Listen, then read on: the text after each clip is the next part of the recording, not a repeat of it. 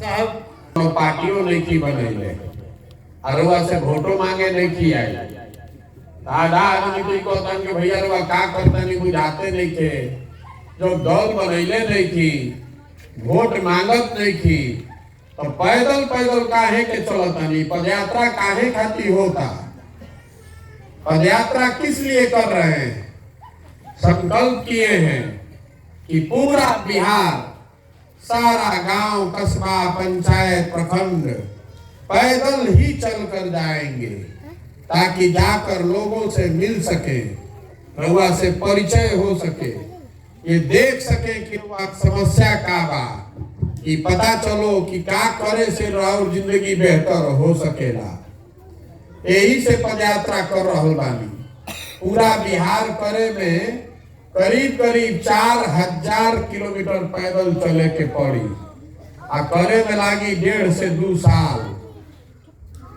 आज 55 दिन हो गए हमरा चलत पैदल 600 किलोमीटर से ज्यादा पैदल हम लोग चल चुके आगे अभी 3,500 किलोमीटर और चले के बाद काहे खातिर कर रहल बानी पहला उद्देश्य ये है कि सारे गांव और पंचायत में जाएं और हमरा संगे 250-300 नया लड़का पढ़ल लिखल लड़का काम जे कर रहल बान वो एक एक समस्या के संकलन करता लिखल जाता कि कौना गांव में का समस्या बा कौना गांव में का करे से लोग के जिंदगी सुधर सकेला पदयात्रा के उद्देश्य बा कि जितना बिहार में 8,000 से ज्यादा पंचायत बा 2,000 से ज्यादा नगर क्षेत्र बा ओकर विकास खातिर अगला 10 साल के योजना बनावल जाओ ये बतावल जाओ कि अगर ये पंचायत में 3 गो काम हो जाई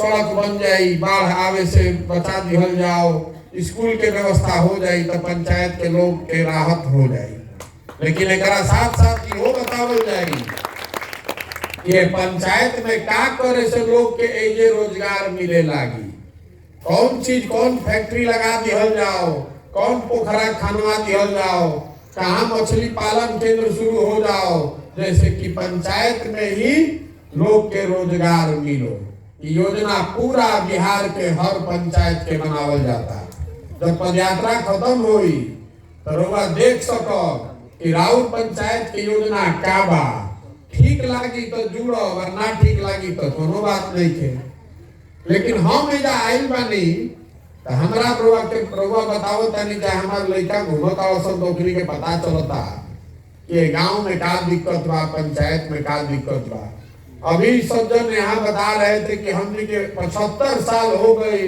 अतना नेता अइलन गइलन कुछ सुधार नहीं के हो हम सुगौली हाईवे से उतरल बानी काल से चलत बानी पैदल 20 किलोमीटर के जो पूरा यात्रा करके आ रहल बानी काल पूरा दिन और आज एको जगह 500 मीटर रोड नहीं के ठेहुन भर ग्राहक हर जगह बा वही में आदमी चलता आज वही में मंत्री विधायक रोज आवत जाता हम लोग से पूछता नहीं कि भैया ये रोड कब से खराब बा तो कहता भैया जॉब से याद बा सही बा कभी नहीं के सुधर तो रउआ ये बात तो पहले ही से पता बा रउआ प्रशांत किशोर तो ही ना कि रउआ बहरी से आइल बानी रउआ यही गांव में रहता नहीं रउआ मालूम बा कि रोड नहीं थे रउआ मालूम बा कि हर साल एजा बाढ़ आवता असो नहीं थे आई बहुत बरिस के बाद लेकिन बाढ़ तो हर साल आवता रउआ मालूम बा कि लइकन बेरोजगार नहीं थे ओकरा रोजगार करे खातिर घर दुआर छोड़ के दूसरा राज्य में जाए पड़ता तो इस सुधरत काहे नहीं के पदयात्रा के उद्देश्य बा रउआ के बतावल कि काहे नहीं के सुधरत इस सुधरत ऐसे नहीं के कि देखिए हमने के 5 वर्ष बैठ के बतियावत आनी जा बिहार में हई नहीं थे हो नहीं थे कितना भ्रष्टाचार बा स्कूल नहीं थे अस्पताल नहीं थे लेकिन जहिया वोट होता वो दिन सब बात भुला जाता बिहार में पिछला 30 साल में 4 गो चीज पर वोट पड़ता हमार जात के बा चलो ओकरा के वोट दे दिया जाओ अगर वह जात से निकल ली आदमी कहता हिंदू मुसलमान सब हिंदू एक हो जाओ भैया मुसलमान के सबक सिखावे के बाद चल के दे दिया जाओ वोट अब किया मुसलमान लोग के सबक सिखा दिया जाए तीसरा आदमी कौन जे कहता कि भैया कतनो खराब बा न आज रहे जंगल राज ओकरा से तो ठीके न बा। चली कुछ मान ली पढ़ाई नहीं के होत, रोड नहीं के, खेती के दाम नहीं के मिलत, लेकिन मन मार के भी आदमी भाजपा के एनडीए के वोट दे देता। और चौथा कैटेगरी हमने के मुसलमान भाई लोग पालन जा, ये लोग कहता है कि लालू जी कतनो खराब हो खस ललटेन कतनो मध्यम जलत होके अब भाजपा के तो ना दे सकी भैया, चली खराब हो गए चाहे अच्छा ललटेने के दे देता नहीं। बताई हमरा के कि चार चीज पर वोट पड़ता कि नहीं के पड़ता ना भाई। तो हमने के 5 बरिस बढ़िया बढ़िया बतियावता नहीं जा, अगर भोटवा होता ये 4 चीज पर वोट पड़ता, रउआ मालूम बा हमरा मालूम बा, तो भैया कुल नेता लोग के भी पता चल गई बा। ने तो वो जान रहा बा आदमी कि भैया कतनो पब्लिक गरिया ले हो काम होको चाहे मत होके, कतनो जनता खिसिया जाई गाली दे दी, लेकिन ठक हार के वोट ओकरे के दी। और हमारा बात पर अगर भरोसा नहीं के हो तो देख ली कि राउर एमपी कई बार से जीता था, 4 बार 5 बार। आदमी से पूछा तो ना भी ऐसा बात नहीं के वोटवा तो ठीके देता नहीं, आदमी ठग लेता जीतला के बाद नहीं खन सुना। तो रउआ हमरा के बताई, रउआ के कोई 1 बार ठग ली, 2 बार ठग ली, 5-5 बार पैसे ठगत? अरे भाई पहले बाबूजी ठगत रहा, अब लड़को ठगता। तो कुछ गलती तो अपना में भी बा। जब तक रउआ ना सुधरो, रउआ ये बात के ना समझो, तब तक बिहार के कोई नहीं के सुधार सकत। हम पदयात्रा कर रहा बानी यही खातिर, हाथ जोड़ के रउआ के कहतानी कि अगर आप अपने और अपने बच्चे का चिंता नहीं कीजिएगा तो कोई दल कोई नेता आपके बच्चे का चिंता नहीं करेगा। काहे करेगा भाई, काहे करी?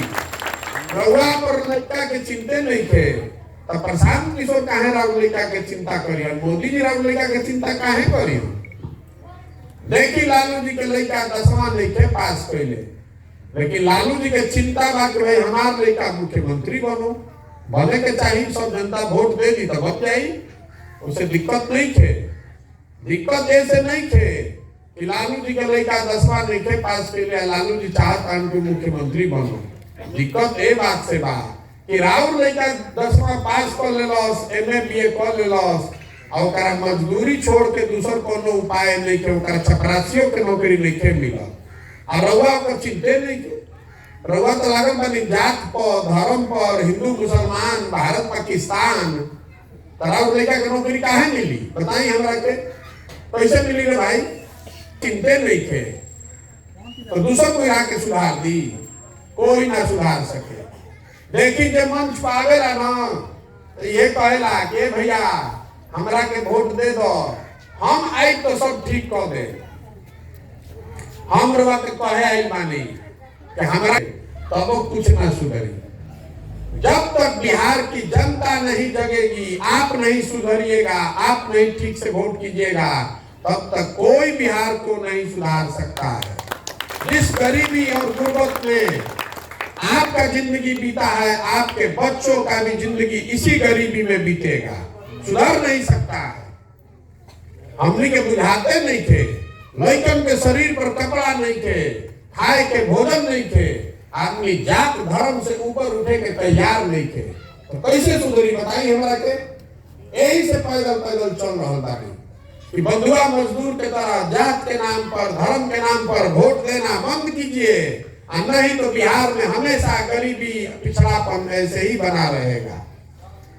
देखिए हमने के कितना आदमी मोदी जी के वोट देले बानी जा, जय माना मोदी जी के वोट बोली खकार के, अरे 40 में 39 में एमपी मोदी जी के जीत के गइल बा।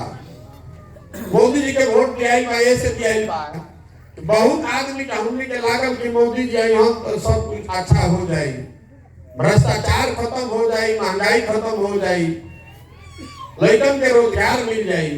मोदी जी 8 वर्ष से प्रधानमंत्री बालन, या लड़कन के रोजगार हो गई? भाई बा रोजगार कोई के ना भइल। हम लोग के बताओ तनी काहे नहीं खे हो। गुजरात में एगो शहर बा सूरत, एक शहर सूरत में बिहार का 5 लाख लड़का मजदूरी कर रहा है। 5 लाख लड़का। समझी सूरत में कितना फैक्ट्री होगी कि 5 लाख तो बिहारे के लड़का मजदूरी कर रहा बा। तो रउआ हमरा सोचे के चाहिए कि भाई मोदी जी अगर सूरत में इतना फैक्ट्री लगवा सकता तो 2-4 गो बिहारों में लगवा देता। आखिर हमनियों के वोट देले बानी जाता, हमनी क्या फैक्ट्री काहे नहीं लागत? हम रउआ के बताओ तनी काहे नहीं लागत?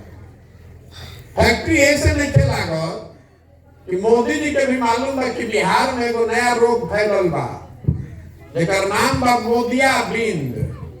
मोतियाबिंद के नाम सुन ले बानी? मोतियाबिंद। मोतियाबिंद जेकरा हो जाला आंख में, ओकरा नजदीक के लौकेला, दूर के ना लौके। लेकिन जेकरा मोतियाबिंद हो गई ओकरा दूर के लौकी, नजदीक के ना लौकी। तो जेकरा हमने के मोतियाबिंद हो गई बा बिहार में, ओकरा भारत पाकिस्तान लौकता, चाइना लौकता, पुलवामा लौकता, मोदी जी के 56 इंच के सीना लौकता। और आप आपन लड़का के खैला बिना सीना सिकुड़ाइल बाई लइके लौकत। इनके लौकत।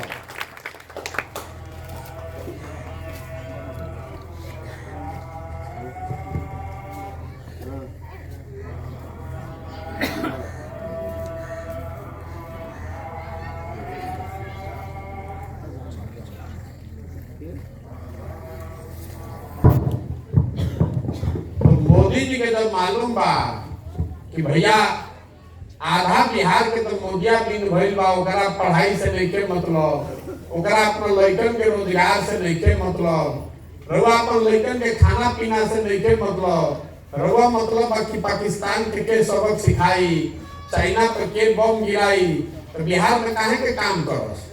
उनको मालूम है कि 24 में फिर आई, फिर ये बात हुई, फिर सब आदमी वोट दे दी। अब वोट दे दी तो फिर काम करे के। जितना एमपी इधर जीतल बा भाजपा के, कोई 4 बार से जीतल बा, कोई 5 बार से जीतल बा। और वो कहता नहीं कि कोनो कामो नहीं के हो, तो दोनों बात कैसे होता रे भाई? चीतो राउर पटो राउर, कामो नहीं के हो तो एमपी जीततो बाड़न। रउआ हम गलती करब तो भोगे के पड़ी कि ना पड़ी? देख ले हमने के 32 साल से लालू जी या नीतीश जी के जितावत आनी जा। पहले आदमी को लालू जी के वोट दिहल, लालू जी हम तो सामाजिक न्याय हो जाए। लालू जी आए तो बहुत समाज में जो गरीब पिछड़ा तबका था उसको आवाज उन्होंने दिया। इसलिए लालू जी का उस बात के लिए सम्मान है कि सामाजिक तौर पर जो पिछड़े लोग थे उनको लालू जी के आने से आवाज मिला। लेकिन लालू जी ने आवाज दी, लेकिन आपको और आपके बच्चों को शिक्षा नहीं दी। बिहार में भूमि सुधार लागू नहीं किए ताकि आपको जमीन न मिल जाए। जब शिक्षा मिली नहीं, भूमि मिली नहीं और पूंजी तो आपके पास कभी था ही नहीं, तो आप गरीबी से निकलिएगा कैसे? तो लालू जी की आवाज बनकर जीवन भर आवाज लगाते रहिए, लेकिन लालू जी के बराबरी में आपका लड़का कभी नहीं बैठ सकता है। ओकरा बाद देख ली नीतीश जी के सरकार चल रहा बा। हमने के कहता नहीं जा कि लालू जी के अपराध के जंगल राज हटावे खातिर नीतीश जी के वोट दियाइल बा। तो हम रामनगर में पैदल जैसे गाँव में आयल बानी, ऐसे ही रामनगर पश्चिम चंपारण में पैदल जात रही। तो कोई कहल कि भैया हजाम वाला निका से मिली, बहुत होशियार आदमी है। तो पूछनी ओकरा से अच्छा ही बताओ कि लोग कहता कि लालू के जंगल राज और नीतीश जी के नया राज, दोनों में का फर्क बा? तो कहलस के भैया खाली जनता के मन के फेर बा, फर्क दोनों में कुछो नहीं थे। दोनों राज्य में जनता के, बिहार के जनता के हजामत पूरा पूरा बनता।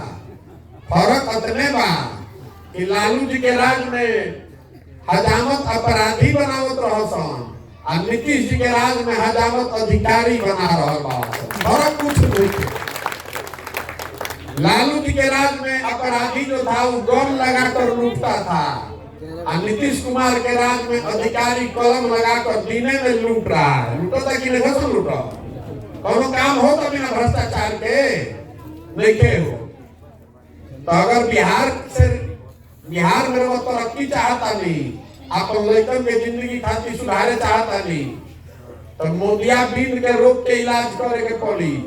आ लालू जी के जंगल राज ना चाहिए, आ नीतीश जी के अपना अधिकारी वाला नया जंगल राज के भी उखाड़ के फेंके के पड़ी, तबे रास्ता निकली।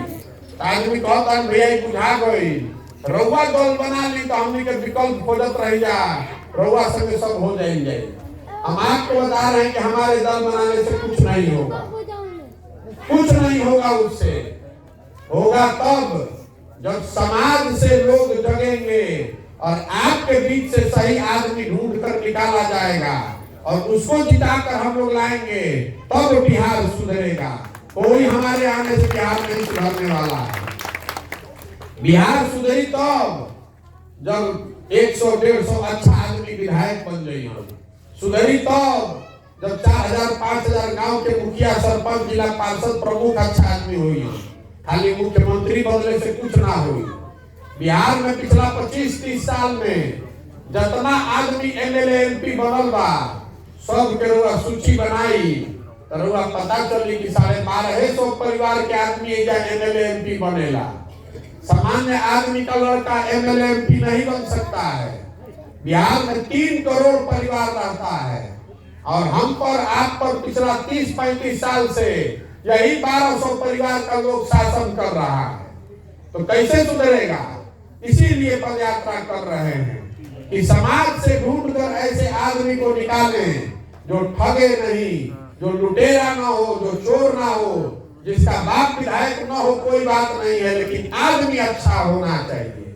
यही से पदयात्रा कर रहा बानी। एक बार समाज से ढूंढ कर सही आदमी को बैठा लिए तो सब आदमी बैठ के तय करी कि दल बनावे के बाद तो बन जाए दल। दल बनाने में कितना देर लगता है? एक ही दिन में दल बन जाएगा।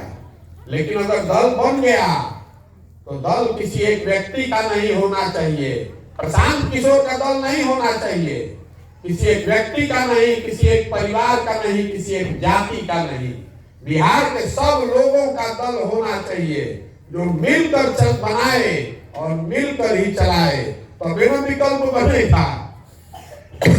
तभी इसका नाम बनेगा जन सुराज, जनता का सरकार। जनता के बीच से जिसको ढूंढ कर निकाला जाएगा उसी के पीछे पूरी ताकत, शक्ति, व्यवस्था, पैसा लगाएंगे और आपके सहयोग और आशीर्वाद से उसको जिता कर लाएंगे, तब बनेगा जनता की सरकार। इसीलिए इसका नाम है जन सुराज। सुराज के मतलब का अच्छा राज। एक और अच्छा राज लालू जी के कि प्रशांत किशोर के कि मोदी के कि नीतीश के, कोई के ना, जनता के होके के चाहिए।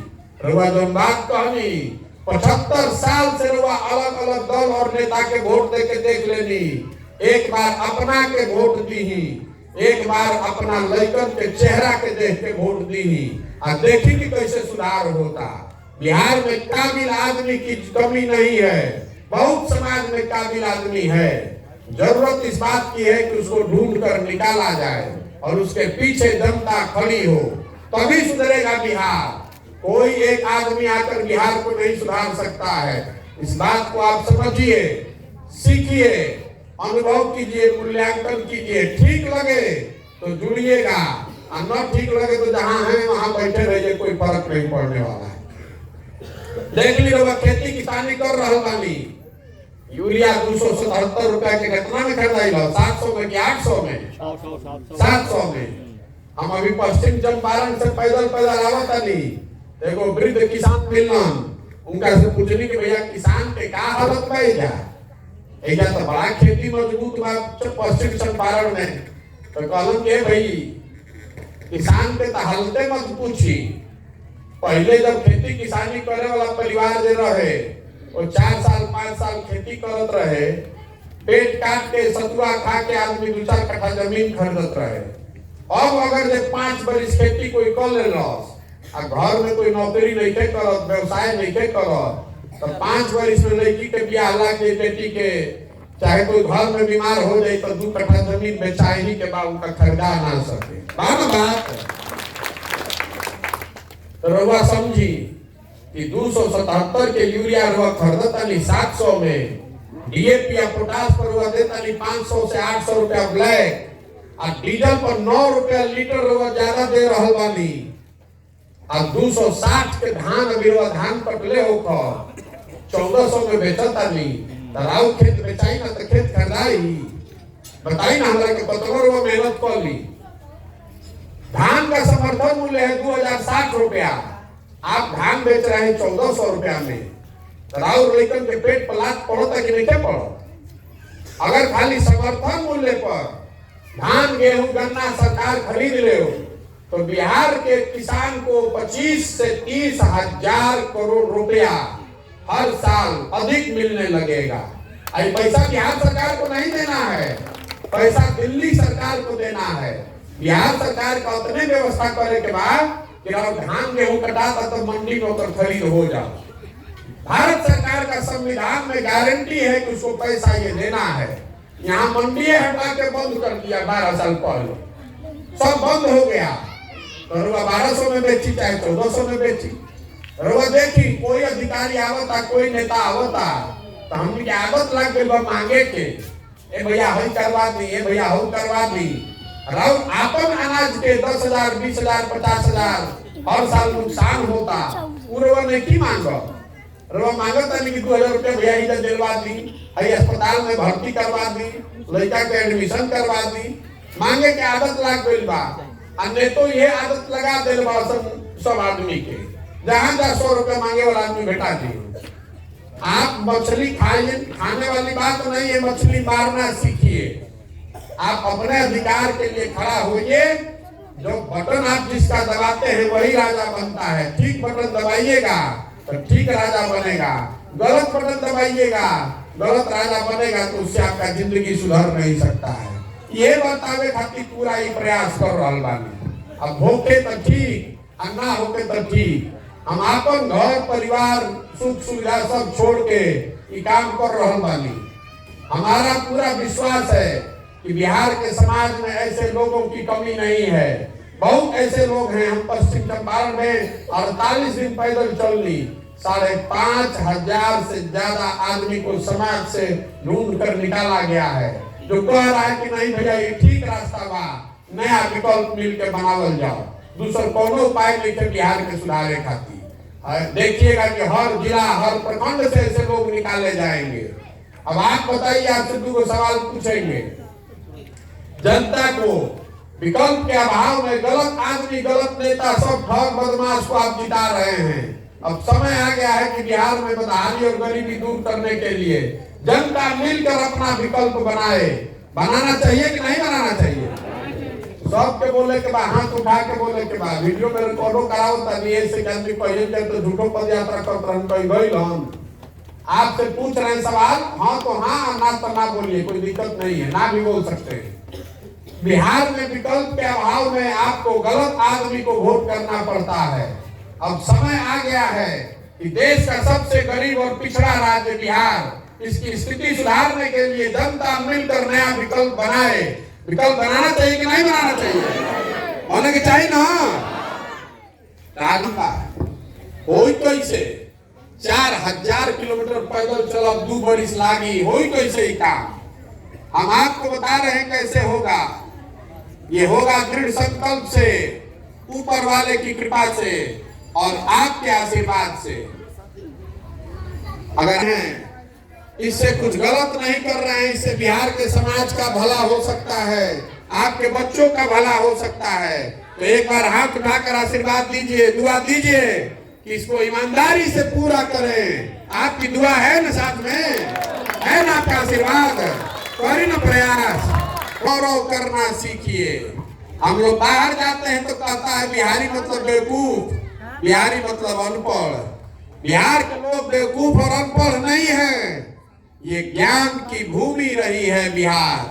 देवताओं को भी बिहार में आकर ज्ञान मिला है।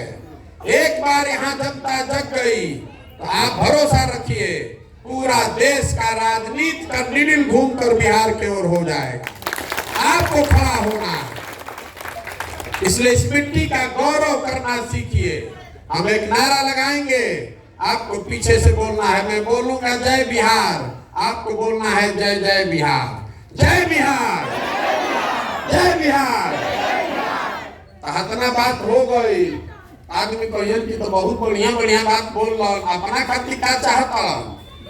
बहुत आदमी सोचता कि जब मुख्यमंत्री बनने खातिर कुल अभियान शुरू कैले बाड़ा। हम आपको बता रहे हैं मुख्यमंत्री बनना सपना नहीं है, बहुत बड़ा सपना लेकर आए हैं।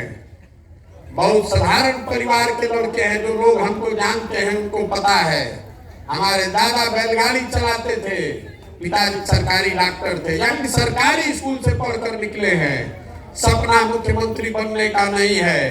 सपना ये है कि अपने जीवन काल में भगवान ने अगर शक्ति बुद्धि दी है तो इस राज्य को, जो देश का सबसे गरीब और पिछड़ा राज्य है, बिहार का जो दशा है, इसको सुधारे और अपने जीवन काल में देश का सबसे समृद्ध और अग्रणी राज्य बनाए। ये सपना लेकर आए हैं। ये सपना लेकर आए हैं कि एक दिन ऐसा होना चाहिए जब गुजरात से, महाराष्ट्र से, तमिलनाडु और पंजाब से लड़के आकर बिहार में काम करेंगे, तब मानेंगे कि जीवन सफल हुआ। होना चाहिए कि नहीं होना चाहिए? होना चाहिए ना। बिहार के लड़के, हम लोग पूरे भारत का मजदूरी करने के लिए पैदा नहीं हुए हैं। पूरा भारत भर में मजदूरी करे खातिर हमने के लड़का पैदा नहीं खसन भइल। जो लड़के बिहार पूरा देश में जाकर फैक्ट्री में मजदूरी कर रहे हैं, अगर व्यवस्था सुधर जाए तो फैक्ट्री यहाँ लगाया जा सकता है और दूसरे लोग को आकर यहाँ फैक्ट्री में काम करना पड़ेगा। ये सपना लेकर आए हैं, इसीलिए जीवन में जो कुछ भी है सब कुछ दांव पर लगाए हैं और इसके लिए पूरी तरह से संकल्पित हैं। 2 वर्ष लगे कि 5 वर्ष, मानेंगे नहीं, इसको किए बगैर मानेंगे नहीं। और जनता पर हमको भरोसा है। बिहार में जो स्थिति है, समझ रहे कि जमीन पर काई लाग गई बा, लेकिन अगर काई छुड़ा दिया जाए, शीशे की तरह यहाँ का समाज है, उसका धूल हटा देंगे तो चमकता हुआ समाज हमारा बिहार का दिखेगा। ये भरोसा है मुझे, करीब प्रयास है। ओके ना भाई।